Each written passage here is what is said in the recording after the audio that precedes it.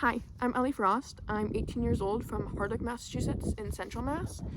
I've been able to grow up in Hardwick, which is a very rural and secluded town, and in a very secluded area of that town, on a dirt road with not many, if at any, no neighbors, everyone living a few miles away from me.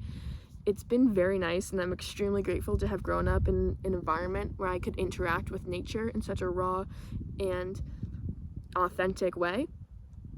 But I remember once in 7th grade, a friend of mine had come over for a sleepover, and we were laying there, and the starlight is just so bright through the windows. It was something we had to comment on.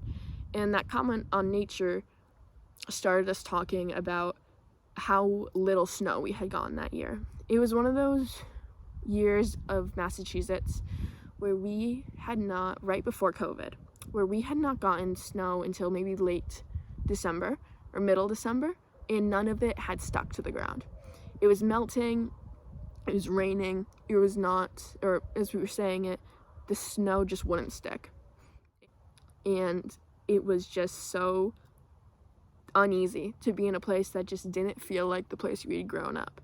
We'd grown up in a place where we expected all 4 seasons in winter to come, and we hadn't even worn winter jackets that year yet, and it was just so jarring, and it made us so stomach sick to see a place that we didn't even recognize, because it didn't feel like home to us. It doesn't feel like home when things that you've grown up with, traditions you've grown up with, don't work out anymore. So many things, so many traditions we've seen have changed in our years.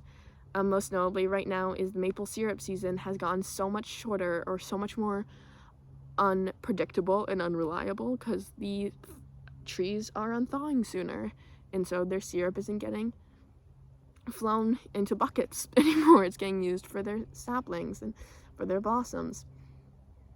It's just not the same place we've grown up in. And having that such a distinct change, it changed so quick. And obviously places change over time, and at such a developmental stage for us in those late middle school, early high school years, where you're just figuring out who you are, how life works, how your family works, how everything around you is. You expect the area you live in to change, or to stay the same. You expect your home to stay the same throughout at least those childhood years. And it just didn't for any of us. Not only was it such a different place that we have grown up in the place that we had called home, but it happened so rapidly, and we were all also aware of the change that was happening around the world. Climate change is something we had heard about our whole lives and had been very aware of, and it never had really come close to home before, but it hit so suddenly. 2 years and our whole seasons had changed for us. And it was so scary, and it made us think about our futures so much sooner than we usually would have. When you're a middle schooler, you don't really think about what's going to happen. But I remember these conversations, and this conversation specifically with my friend that night, which was the first time I'd ever spoken about climate change and its emotional effects on us. There's such a change in our lives so drastically, so quickly, in the one thing like seasons, in the sky and environment, things that are such constants in everyone in past generations' lives, and should be in our lives, and something our body thinks should be constant.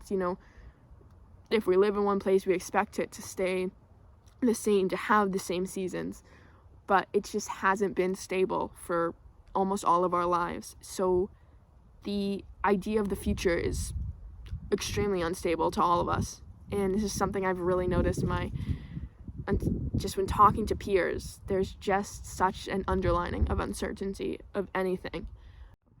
I really think there's just a generational gap in that difference of how young people can see the future and olders can, because something so vital to us was changed so quickly at such a young age in such drastic ways. As in like the snow, or in the sky, or in traditions of maple syrup, or hunting seasons, or anything like that. These things that so many, especially rural people, have counted on. And it's just constantly changing.